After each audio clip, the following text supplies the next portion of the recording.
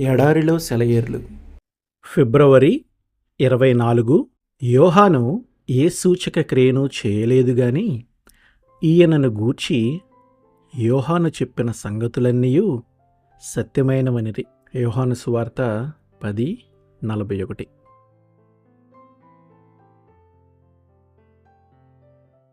నీ గురించి నువ్వు చాలాసార్లు చిరాకు పడి ఉండొచ్చు. నువ్వు పెద్ద తెలివిగల వాడివి కాదు.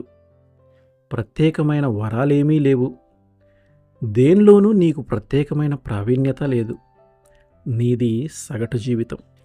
నీ జీవితంలో గడిచే రోజులన్నీ ఒకేలాగా చప్పిడిగా ఉంటున్నాయి.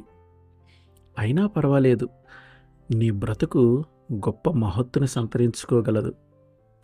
యోహాను ఏమీ అద్భుతాలను చేయలేదు, కానీ యేసు ప్రభువు అతన్ని గురించి ఏమని చెప్పాడు? స్త్రీలు కన్నవారిలో యోహాను కన్నా గొప్పవాడు లేడు. యోహాను ముఖ్య విధి ఏమిటంటే వెలుగును గూర్చి సాక్ష్యమివ్వటం. ఈ పనే నువ్వు నేను చేపట్టాలి. అరణ్యంలో వినిపించే ఒక శబ్దంగా మాత్రమే ఉండిపోవటానికి యోహానుకు అభ్యంతరం లేదు. వినిపించటమే గాని కనిపించని స్వరంగా ఉండిపోవటానికి సిద్ధపడు. అద్దం వెనుక వేసిన రంగు బయటికి కనిపించదు గాని అది సూర్యతేజాన్ని ప్రతిబింబిస్తుంది. సూర్యోదయం అవుతూ ఉండగా పిల్లగాలి వీచి తెల్లారుతోంది అంటూ ప్రకటించి తిరిగి చప్పబడిపోతుంది. అతి సాధారణమైన అత్యల్పమైన పనుల్ని కూడా దేవుడు నిన్ను కనిపెట్టి చూస్తున్నాడన్నట్టుగా చెయ్యి. నీకు సరిపడని మనుషులతో నివసించవలసి వచ్చినప్పుడు వాళ్ళ ప్రేమను చొరగొనటానికి ప్రయత్నించు.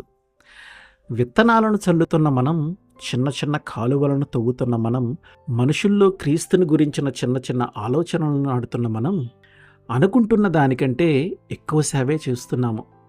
మన ద్వారా కొంచెం స్వార్థ విన్నవాళ్ళు వాటిని ఒక దినాన తలుచుకొని ఇక్కడి దాకా రావటానికి మాకు మొట్టమొదటిసారిగా మార్గం చూపినవి ఆ మాటలే అంటారు.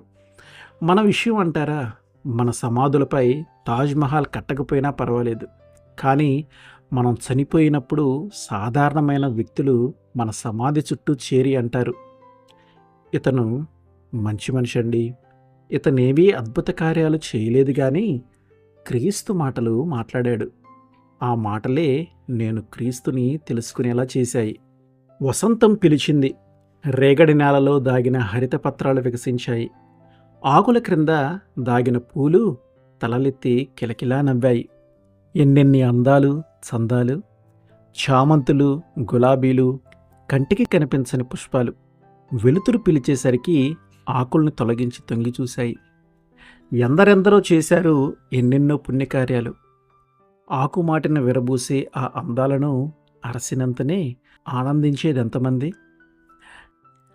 విరిగి నలిగిన చితికిపోయిన గుండెల్లో విశ్వాస ప్రేమ పుష్పాలు పరలోకపు కాంతుల్ని విరజిమ్ముతూ ప్రేమ సరాగాలతో వికసించి ఆకుమాటున దాగి అందాలీనుతాయి.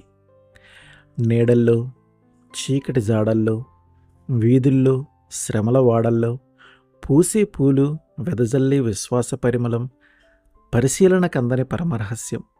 మన మసక కంటికి అందక ఉన్న అందాలెన్నో కాదా?